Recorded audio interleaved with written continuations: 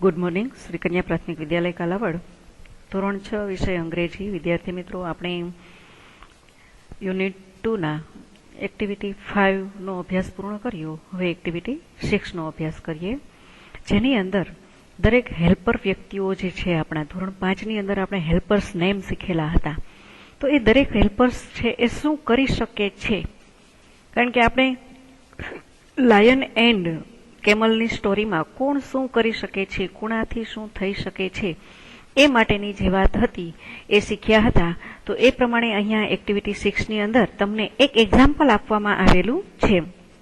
Example દ્વારા તમને કહેવામાં આવેલું છે, write a request for each picture. Request એટલે કે વિનંતી કરવી. આ પિક્ચરની અંદર જોઈ અને તમારે એક એક વિનંતી કરવાની છે કે પિક્ચરની અંદર રહેલ વ્યક્તિ તમને શું મદદ કરી શકશે. તો એના માટે તમે એમને કઈ રીતે રિક્વેસ્ટ કરી શકો છો એ માટે એક એક્ઝામ્પલ આપેલું છે, કેન કેર ટૂથેચ. એટલે કે દાંતના ડોક્ટર છે એ દાંતની સારવાર કરી રહ્યા છે. તો એના માટે થઈ અને આપણે શું રિક્વેસ્ટ કરી શકીએ, doctor Rakeshbhai, will you please care my tooth H.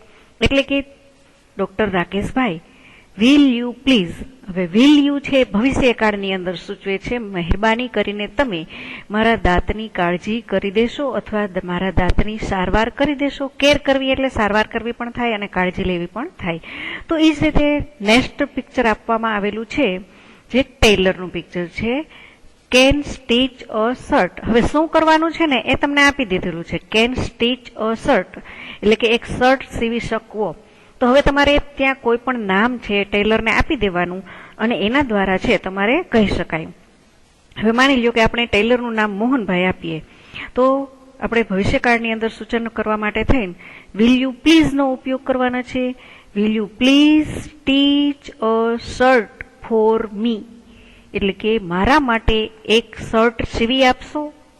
Will you please stitch, stitch STITCH, stitch એટલે કે સીવવું, અને અ શર્ટ ફોર મી મારા માટે. એ જ રીતે નેક્સ્ટ પિક્ચર છે આપણે જોઈએ. તો નેક્સ્ટ પિક્ચર છે આપણને આપવામાં આવેલું છે, તમે ચિત્ર દ્વારા જોઈ શકો છો કે નેક્સ્ટ પિક્ચર છે આપણને સુથારી કામ કરતા વ્યક્તિનું આપવામાં આવેલું છે. તો કેન મેક ફર્નિચર, ફર્નિચર બનાવી રહ્યા છે Ramjibhai, will you please make furniture for my home. Ramjibhai, તમે મારા ઘર માટે ફર્નિચર બનાવી આપશો. એ જ રીતે can repair electric item, electrician આપવામાં આવેલું છે. તો એ દરેક સેન્ટેન્સ તો હવે પછીના છે એ તમારે બનાવવાના છે, કારણ કે વિલ યુનો યુઝ તમારે કરવાનો છે. નેક્સ્ટ સેન્ટેન્સ છે મેસન, કડિયા માટેનું આપવામાં આવેલું છે. કેન બાઇલ્ડ વોલ્સ એટલે કે દિવાલ બનાવવી. કેન કટ હેર, વાળંદ માટે થઈ અને આપવામાં આવેલું છે. તો આપણે એ વાક્યો વિદ્યાર્થી મિત્રો તમે જાતે બનાવવાની કોશિશ કરો. એ જ પ્રમાણે એક્ટિવિટી 7ની અંદર પણ વર્ક ઇન ગ્રુપ. તમે લોકો ગ્રુપ એટલે કે તમારા સમૂહમાં કામ કરો. Here is a list of things. તમને વસ્તુઓનું લિસ્ટ અહીંયા આપવામાં આવેલું છે. રાઇટ અબાઉટ ધેમ, તેમના વિશે લખો. હિયર ઇઝ એન એક્ઝામ્પલ, તેના માટેનું એક ઉદાહરણ અહીં છે. અ બ્રિક, બ્રિક એટલે કે ઈંટ. અહીંયા ઈંટ માટે તમને એક ઉદાહરણ આપવામાં આવેલું છે. તો એવા ઘણા બધા નામ છે તમને આપવામાં આવેલા છે. તો આપણે બ્રિક માટેનું ઉદાહરણ જોઈએ, જે આપેલું છે તે. એ તમને એવું સૂચવે છે, ઇટ ઇઝ રેડ. હવે ઈંટનો કલર કેવો છે, તો ઇટ ઇઝ રેડ, તે લાલ રંગની છે. ઇટ ઇઝ હેવી, તે ભારે હોય છે. I can build a wall with it. હું બનાવી શકું છું એક દિવાલ. વિથ ઇટ એટલે કે તેની મદદથી.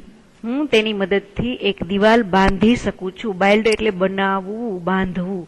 આઈ can break a coconut with it. હું એક કોકોનેટ એટલે કે શ્રીફળને પણ બ્રિક એટલે કે તોડવું, તેનાથી તોડી શકું છું. But I can not eat it. હવે વિદ્યાર્થી મિત્રો જુઓ, ઈટ ઇટ, આ ઈટ એટલે ખાવું થાય છે, આ ઈટ એટલે તે થાય છે. પરંતુ હું તેને ખાઈ શકતો નથી. આઈ કેન નોટ ઈટ ઈટ, પરંતુ હું તેને ખાઈ શકતો નથી. હવે અહીંયા આપવામાં આવેલું છે અ નેઇલ, એટલે કે નેઇલ એટલે વિદ્યાર્થી મિત્રો અહીંયા આપણે નખનું ઉચ્ચારણ કરતા હોઈએ છીએ, પરંતુ એ રોંગ છે. અહીંયા નખ નથી, એને અહીંયા છે તમને ખીલીના અર્થમાં આપેલું છે. ખીલી, જે દિવાલમાં ખૂંચાડતા હોઈએ છીએ એ ખીલી, કારણ કે જે કાર્પેન્ટર ઉપયોગમાં લેતો હોય છે એ માટે થઈ અને ઉપયોગમાં અહીંયા બતાવવામાં આવેલા છે સાધનોના નામ. અનલ એટલે કે it is made four iron. આપણે શું લખશું? It is made four iron, કે તે લોખંડમાંથી બનેલી છે. I can હગ picture and clock on it, તો કે હું હેંગ એટલે લટકાવી શકું, હું તેના પર એક ચિત્ર પણ લટકાવી શકું છું અને દિવાલમાં ઘડિયાળ પણ લટકાવી શકું છું. But I can not hung clothes on it, પરંતુ હું તેના પર કપડાઓ લટકાવી શકતો નથી. એ જ રીતે અ કપ આપવામાં આવેલું છે.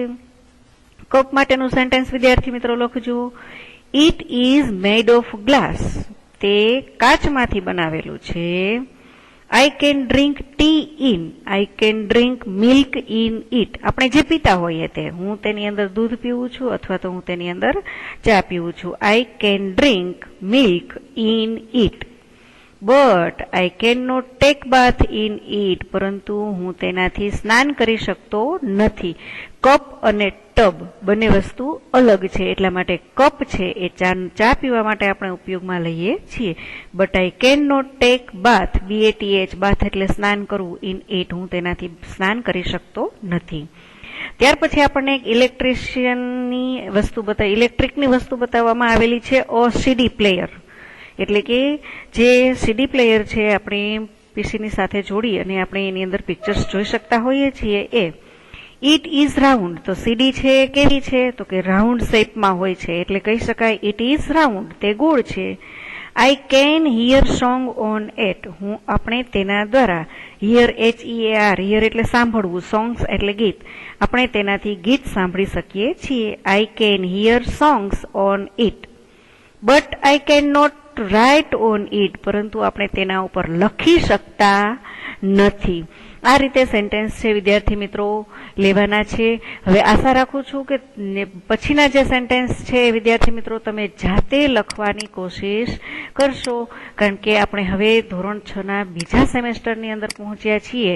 તો આપણે હવે બીજા સેમેસ્ટરનું આપણે જાતે કામ કરતા શીખીએ. માટે આપણે વિદ્યાર્થી મિત્રો હવે ગ્લાસ, તો ગ્લાસ છે તમને ખબર જ છે કે ગ્લાસ એ પણ ગ્લાસની અંદરથી જ બની શકે ને, અથવા તમારે એની બનાવટ ન બતાવવી હોય તો તમે એનો સીધો ઉપયોગ બતાવી શકો છો. I can drink water in it, I can drink juice in it, but I can not eat in, પરંતુ આપણે તેની અંદર ખાઈ શકતા નથી. ત્યાર પછી આપવામાં આવેલું છે કોમ્બ, એટલે કે જે વાળ ઓળવા માટેનો દાંતિયો હોય છે તમારી પાસે એ. It is made of plastic, તે પ્લાસ્ટિકમાંથી બને છે. I can comb my hair with it, I can not wash my hair with it, એટલે કે હું વાળને ઓળાવી શકું છું પણ ધોઈ શકતો નથી. I can not wash, WASH, હું ધોઈ શકતો નથી. માય હેર વિથ ઇટ, તેના દ્વારા મારા વાળને ધોઈ શકતો નથી. ત્યાર પછી વિદ્યાર્થી મિત્રો જોઈએ અ થ્રેડ, એટલે કે દોરો. દોરા માટેના વાક્યો લખવાના છે. તો it is made four cotton, તમે તેને શેમાંથી બનાવી શકો છો? ઇટ ઇઝ થીન, તે પાતળો હોય છે. It can stitch cloth with it, તેના દ્વારા આપણે કપડાં સીવી શકીએ છીએ. But I can not cut cloth with it, પરંતુ આપણે તેના દ્વારા કપડાને તોડી શકતા નથી. ત્યાર પછી આપવામાં આવેલું છે અ હમર. હમર એટલે કે કાર્પેન્ટર પાસે ઉપયોગમાં આવતી વસ્તુ છે હથોડી. અ હમર એટલે કે હથોડી છે. તો it made is in iron, એટલે કે તે લોખંડમાંથી બને છે. એના માટે થઈ અને આપણે કહી શકીએ ઇટ ઇઝ બિગ, તે મોટી હોય છે. ત્યાર પછી આપી શકાય છે ઇટ ઇઝ હેવી, તે ભારે પણ હોય છે. I can fix a nail with it, આપણે જ્યારે ખીલી છે એ દિવાલમાં ખૂંચાડવી હોય છે તો બેસાડવું, ફિક્સ કરવું એટલે કે બેસાડવું અથવા તો ફિક્સ કરવું. I can fix a nail with it, આપણે તેની મદદથી ખીલી ખૂંચાડી શકીએ છીએ. But I can not fix a tap with it. Tap એટલે કે જે આપણે ચોટાડવાની ગમ ટેપ હોય છે એ હથોડી દ્વારા કરી શકતા નથી. હવે લાસ્ટમાં આપવામાં આવેલું છે a computer and a sheet of paper. જે બંને તમારા જ સાધનો છે તો વિદ્યાર્થી મિત્રો એ તમારે જાતે જ બનાવવાનું છે. હવે તમને એક્ટિવિટી 8 ની અંદર આપવામાં આવેલું છે વર્ક ઇન પેર. જોડીમાં કામ કરો અને સરખા ઉચ્ચારવાળા શબ્દો નીચે લીટી કરો. તો એ પણ તમારા માટે શબ્દ સમજૂતી માટે થઈ અને કાર્ય છે આપવામાં આવેલું છે. તો વિદ્યાર્થી મિત્રો આપણે એને સમજવાનો પ્રયાસ કરીએ. I am Madhav. My left eye is weak. હવે અહીંયા 2 વખત આઈ નું ઉચ્ચારણ આવ્યું. આઈ. પરંતુ અહીંયા આઈ નો અર્થ હું થાય છે, અહીંયા આઈ નો અર્થ આંખ થાય છે. હું માધવ છું અને મારી ડાબી આંખ નબળી છે. Do you know Punjabi Mehul? તમે છે પંજાબને જાણો છો? હવે નો અર્થ જાણવું એવો થાય છે. Mehul says no I don't know. Mehul કહે છે કે હું જાણતો નથી. તો અહીંયા પેર છે એ નો ની બની. એક નો છે કે એનો ડબલ્યુ એટલે જાણવું અને એક નો છે એનો એટલે કે નથી. Go by a car Suresh. તો કે સુરેશ છે એ બાય એટલે કે દ્વારા, કાર દ્વારા સુરેશ ગયો. Thank you Smita. Good bye. તો અહીંયા બાય આપવામાં આવેલું છે એ આવજો માટે આપવામાં આવેલું છે. થેન્ક યુ, તારો આભાર સ્મિતા. ગુડ બાય, આવજે. એટલે બીવાય બાય એટલે દ્વારા અને BYE હોય તો બાય વંચાય છે, પરંતુ એ આવજોના અર્થમાં વંચાય છે. Our principal was at the school for an hour. અહીંયા આપણને 2 અવરનો ઉપયોગ કરવામાં આવેલો છે. અવર એટલે આપણા, અમારા. Principal was at the school, સ્કૂલે હતા. ફોર એન અવર, 1 કલાક માટે. અહીંયા અવરનો અર્થ છે કલાક છે. 8 friends ate all the apples. 8 friends ate all the apples. 8 મિત્રોએ બધા સફરજન ખાધા. We are at the Somnath temple. We can see the sea from here. We are at the Somnath temple. આપણે છે સોમનાથ મંદિરે, અમે સોમનાથ મંદિરે હતા. We can see the sea. C એટલે જોવું અને સી એટલે દરિયો. અમે ત્યાંથી દરિયાને જોઈ શક્યા હતા. I ate 2 kachori. I can take 1 more 2. I ate. હું 2 કચોરી ખાઈ શકું છું.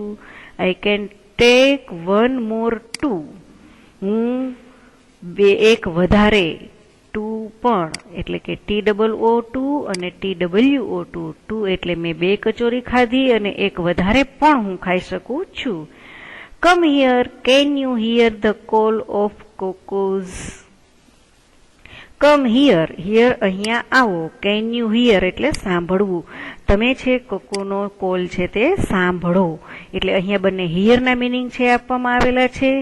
This is a strong nut.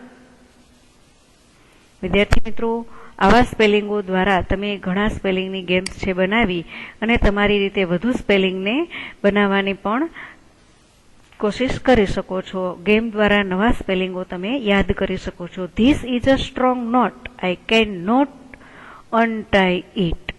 અહીંયા શું આપેલું છે? નોટ આપવામાં આવેલું છે. This is a strong knot. આ ખૂબ જ મજબૂત નોટ છે. I can not untie it. પરંતુ હું તેને અનટાઈટ એટલે ટાઈટ કરી શકતો નથી. નટ એટલે કે અહીંયા જે બોલ આપવામાં આવેલા હોય છે તે. This is the last week before the examination. Mitali is still weak in her studies. This is last week એટલે કે ગયા અઠવાડિયે પહેલા એક્ઝામ હતી. ગયા અઠવાડિયા પહેલા એક્ઝામ હતી. તો અહીંયા વીક ગયા અઠવાડિયા પહેલા. Mitali is still weak in her studies એટલે કે તેની તૈયારીમાં તે નબળી હતી. વીક એટલે કે નબળું હોવું. બંને વીકનો મિનિંગ, 1 વીક છે અઠવાડિયું દર્શાવે છે અને 1 વીક છે નબળું. મિતાલી છે ગયા અઠવાડિયા પહેલા એમની એક્ઝામ હતી અને મિતાલી તેના અભ્યાસમાં નબળી હતી. પુસ્તકની પાછળ આપેલા શબ્દકોશનો ઉપયોગ કરો. ઉપરના વાક્યોમાં લીટી કરેલા શબ્દોનો અર્થ જાણો. નીચે આપેલા વાક્યો વાંચી તે સાચા છે કે ખોટા તે જણાવો અને ખોટા વાક્યો સુધારીને ફરીથી લખો. વિદ્યાર્થી મિત્રો, બી પાર્ટની અંદર હું તમને જરા પણ હેલ્પ્સ નહીં કરું, કારણ કે અહીંયા 1 to 10 સેન્ટેન્સ મેં તમને શીખવી દીધા. Mohan is very weak in his studies. તો હવે આ વીકનો મિનિંગ શું છે એ તમારે અહીંયા કહેવાનું છે અને વાક્યને ફરીથી સુધારીને લખવાનું છે. તો આ કામ તો તમને જ આપવામાં આવશે, છતાં પણ બાળકો છો એટલે એક સેન્ટેન્સ છે તમને શીખવી આપવું કે કઈ રીતે તમે એનો જવાબ છે તે કરી શકશો. તો અહીંયા તમને આપવામાં આવેલું છે Mohan is very weak in his studies. તો એ સેન્ટેન્સ છે આપણે સાચું કહી શકીએ. એટલા માટે થઈ અને મોહન છે તેના અભ્યાસમાં નબળો હતો. તો સાચા વાક્યને આપણે સુધારતા નથી. ત્યાર પછી આઈ એમ મિહિર આપેલું છે, આઈ એમ મિસ્ટર નાયર આપેલું છે. તો અહીંયા આઈની જગ્યાએ આપણે મિસ્ટર નાયર લખવું છે. તો આઈની જગ્યાએ શું લખી શકીએ? તો અહીંયા આઈ દ્વારા લખી અને વાક્યને આપણે સુધારી શકીએ છીએ. નેક્સ્ટ સેન્ટેન્સ છે બધા તમારે જ ચેક કરવાના છે. સેન્ટેન્સ તમને 14 સુધીના આપેલા છે. જે સાચું સેન્ટેન્સ હોય એને તમારે એમને એમ રહેવા દેવાનું છે. એક વખત તમારે રીડિંગ જોઈતું હોય તો આપી દઉં. We saw the sea at Veraval last Sunday. We saw અમે જોયો હતો દરિયો, વેરાવળ લાસ્ટ સન્ડે ગયા રવિવારે અમે વેરાવળનો દરિયો જોયો હતો. તો એ સી છે એ આપણને દરિયા માટે પરફેક્ટ છે અને શો છે એ જોયો હતો એના માટે આપેલું છે, એટલે ત્યાં કંઈ ખોટું નથી. સેન્ટેન્સ કરેક્ટ જ છે, એટલે આપણે કંઈ એમાં કરવાનું થતું નથી. My hands are weak. હવે મારું હાથ છે એ વીક અઠવાડિયું નથી, બરાબર? તો એના માટેનું સેન્ટેન્સ તમારે વીક દ્વારા કઈ રીતે લેશો એ સુધારીને ફરીથી લખો. C you again Harsh, bye bye. તો આ બાય બાય છે ખોટું છે, એટલા માટે આપણે બાય બાયનું યોગ્ય સ્પેલિંગ છે તે લખીશું. We can here noise of the crowd. અમે અહીંયા વધુ અવાજને સાંભળી શકતા નથી. તો અહીંયા હિયર છે એ તમારે સેન્ટેન્સ કેવું બનશે? તો કે હિયર એટલે સાંભળવું જ. એ સેન્ટેન્સ છે આપણું રાઈટ સેન્ટેન્સ છે, કરેક્ટ સેન્ટેન્સ છે, એટલે આપણે એને સુધારવાનું નહીં રહે. Our breakfast was not ready in the morning. અવરનું કયું અવર આવશે તે લખજો. We see a butterfly in the garden. તો એ પણ કરેક્ટ જ સેન્ટેન્સ છે. We were here in the garden last week. અહીંયા હિયર છે રોંગ છે. The knot of the rope is strong, cut it. તે પણ સેન્ટેન્સ 10 નંબર છે. સેન્ટેન્સ એ પણ કરેક્ટ સેન્ટેન્સ છે, એટલે એમાં પણ કંઈ નહીં કરી શકો. I will complete homework in the next week. એ પણ કરેક્ટ સેન્ટેન્સ છે. There were 8 books on the table. એટલે 8 ની જગ્યાએ AEIGHT લખવાનું રહેશે. Mohan ate all the orange.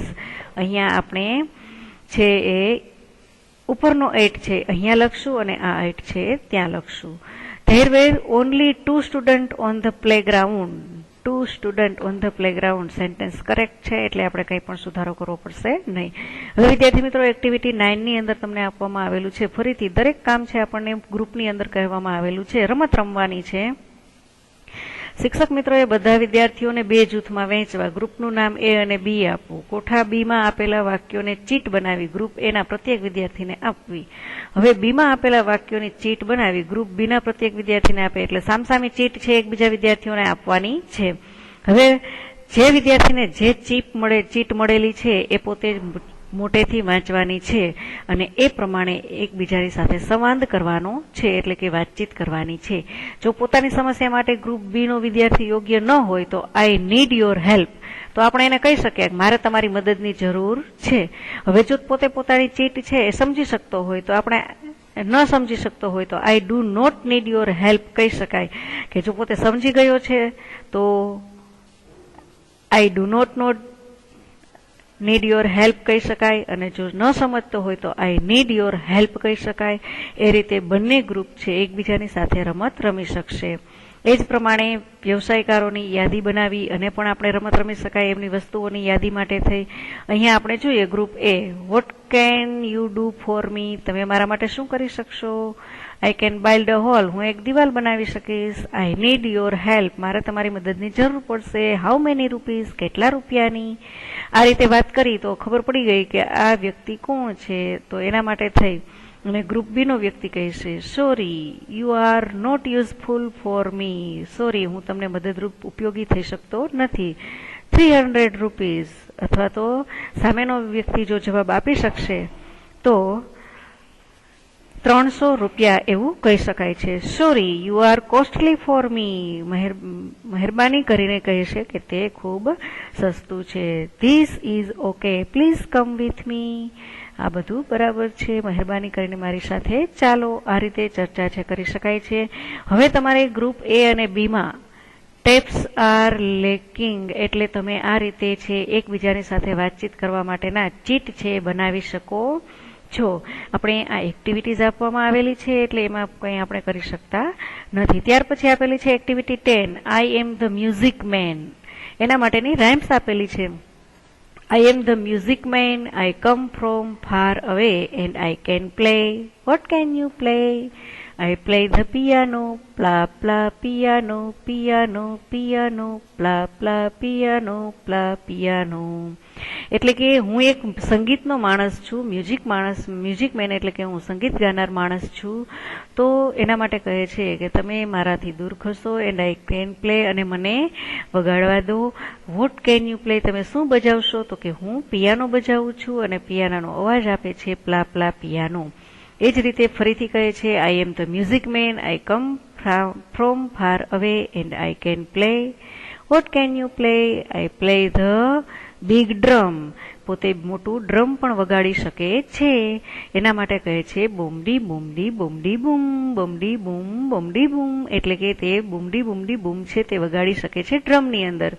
એ જ રીતે તમને mister vaccine played his flute, એટલે કે મિસ્ટર વેક્સિન એટલે કે નાના બાળકોને જે વેક્સિન આપવા માટે ઇન્જેક્શનનો ઉપયોગ થતો હોય છે એ ફ્લ્યુટ એટલે કે એને વાંસળી બનાવી દીધી છે. Guiding the children on a health road, એટલે કે બાળકોના તંદુરસ્તી જળવાઈ રહે એ માટે થઈ અને આપવામાં આવેલું છે. નો પોલિયો, નો સ્મોલ પોક્સ એવર અગેન, એટલે કે પોલિયો અથવા તો કોઈ પણ રોગ છે એમને ક્યારેય આવશે નહીં ફરીથી. No more a child with any pain, ક્યારેય પણ વધારે દુઃખ પણ થશે નહીં. Ask your teacher for the story a flute man and compare the story with his picture, એટલે આ રીતે છે એ સ્ટોરી છે તમારે સમજવાની થાય છે કે ઇન્જેક્શન વાળો વ્યક્તિ પણ આ રીતે બોલી શકે છે. એટલે માત્ર આવી ચર્ચાઓ કરી અને આપણે આપણા કામને સમજીશું. વિદ્યાર્થી મિત્રો, આપણો અહીંયા યુનિટ 2 છે એ પૂર્ણ થાય છે. તમને આપેલા સ્પેલિંગો તમે પાકી બુકમાં લખી લેજો. ત્યાર પછી હોમવર્ક આપવામાં આવે એ પીડીએફ પણ તમારે પાકી બુકની અંદર જ લખવાની રહેશે. જો આ રીતે તૈયારી કરતા રહેશો તો ધોરણ 7માં પ્રવેશ મેળવવામાં અઘરું પડશે નહીં.